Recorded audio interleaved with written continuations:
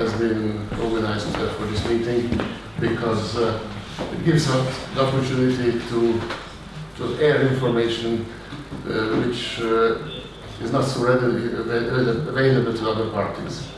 And when I gave the title as response, then there is one thing that I had absolutely not in mind, that was to reflect on exactly what we heard about the Swedish management plan, and only say a few words about the Finnish management plan. And there is a good reason for that. As you very well know, there is an infringement case against the Swedish food policy that the Commission initiated 5.5 years ago. And there was some recent development in June when a new document called an extended reasoned opinion was sent to Sweden. And one member of the platform has expressed dissatisfaction with that move. But anyway, you must be aware that if there is an infringement case ongoing, then the dialogue is bilateral between the Commission and the member state authorities concerned. It's not a public discussion forum. So therefore, I am not in a position to reflect to what Hannele has said. I take note of what she has said and feel free to discuss.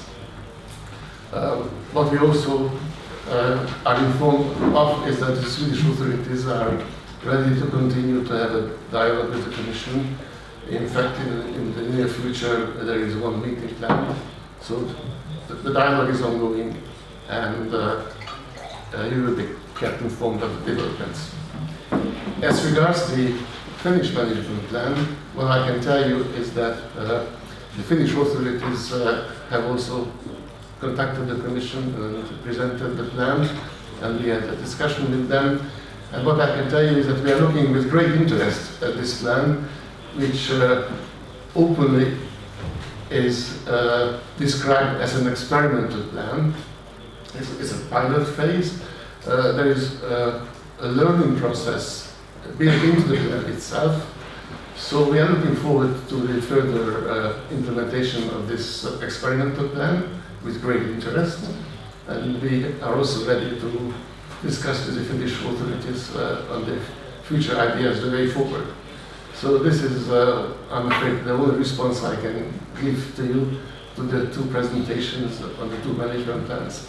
But I have more to say about transboundary cooperation in general, because for quite a few years now, the Commission has been advocating population level management plans of large carnivores. And one of the main authors of this document, John Dino, is here in the room, so he knows this guidance document by heart, and many of you know it also extremely well. For the wolf, we have just seen a picture of what we know for the European Union. I was glad to see some maps in your presentation, Harry, about Russia and also further down. I just wonder about the quality of those data and how reliable they are, so I'd be happy to talk to you about it. But what I would like to remind you of is that a couple of years ago, about 3 years ago, we had a study to look at what levels of transboundary cooperation have actually developed since the guidance document was adopted.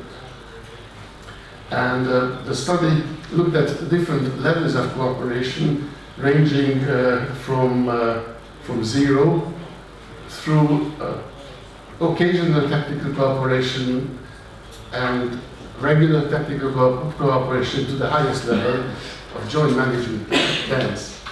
And if you look at the figures, some of them are quite encouraging. There's quite a lot of cooperation at the technical level, and what we have just seen and heard from Harry, that's a very good example of this. And there are some other examples as well. But what was still lacking 3 years ago was that there was not a single formalized and institutionalized level of cooperation between bordering neighboring countries. And the figure has not changed since 3 years ago. So there are no two member states of the European Union or a member state of the European Union and a neighboring country which have signed a formal bilateral agreement between the two governments to cooperate in the management of their shared populations. And I have to use every meeting as an opportunity to make a call for the governments to please try to step up your efforts and increase your level of cooperation if it already exists, and make the best effort that you can do in having a binding bilateral legal agreement. It's not easy, we know, and we also realize the limitation of the Habitats Directive, which is addressed to the member states. So the legal services in member states sometimes find it difficult on how to make progress in this respect. But there are so many other examples of not only multilateral but bilateral legal obligations in the form of agreements between governments in other areas of life. So why can't we do it in the management of shared populations of large carnivores? Since this table was prepared, we have a few more examples. So for instance, for the Central European wolf population, there's an emerging cooperation between Germany and Poland, and now some other countries are also becoming involved. And in fact, in a few weeks' time, there will be an international workshop in Bonn about this population. There are several life projects that have increased the level of cooperation. For instance, there is one between Spain and Portugal, and an Iberian working group has been set up. And then today we have heard the project from Alexandra, which is another example. But again, it's at the technical level, and you manage to get some sort of involvement of responsible agencies, but still no governments are involved as far as I understand. And then there's a rather fresh development. The Alpine Convention has a platform called WISO. It stands for wildlife and humans, and it not only looks at large carnivores but also ungulates. Actually, under this platform, there is a project to look at joint management guidelines for wolves in the Alpine region. If that project, that project is carried forward, that would be another very welcome level of agreement, because the Alpine Convention is a regional convention, and if this document gets a higher level of acceptance, then we are making some progress in what I have been lacking. Very recently, on the 29th of September, this platform met and discussed this document.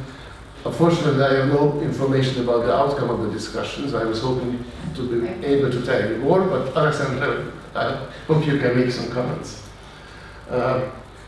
This is just a document which was a precursor to the cooperation which is emerging on the Central European wolf population. And at the workshop in Bulgaria, we heard quite a few examples of cooperation between countries like Romania and Ukraine, which is not an EU member country, between Bulgaria and Greece, and the Balkan lynx, which is the most endangered subspecies of the Eurasian lynx. There's a long-standing project mainly financed by Switzerland, which is actually bringing together mainly scientists and NGOs from the neighboring countries of Albania, the former Yugoslav Republic of Macedonia, Montenegro, and Kosovo. Again, here the governments unfortunately do not yet talk to each other. But at the technical level and at the conservation level, they are working together. And finally, I'd like to point out the fresh document, which is the state of the nature in the EU report, which is a joint report under the Birds Directive and the Habitats Directive.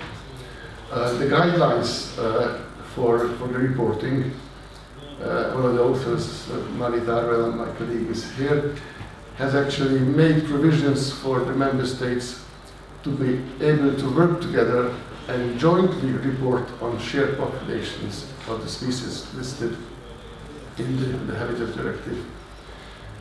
And again, I am very disappointed to say that none of the member states have used this opportunity. They had the opportunity, they knew about it. The working group consisting of the delegates of the member states agreed to have this possibility, and then finally the responsible governments decided not to use this. So this was my response, very brief, and some further thoughts about the need for transboundary cooperation. And please transmit my appeal to your governments to step up your level of cooperation. Thank you.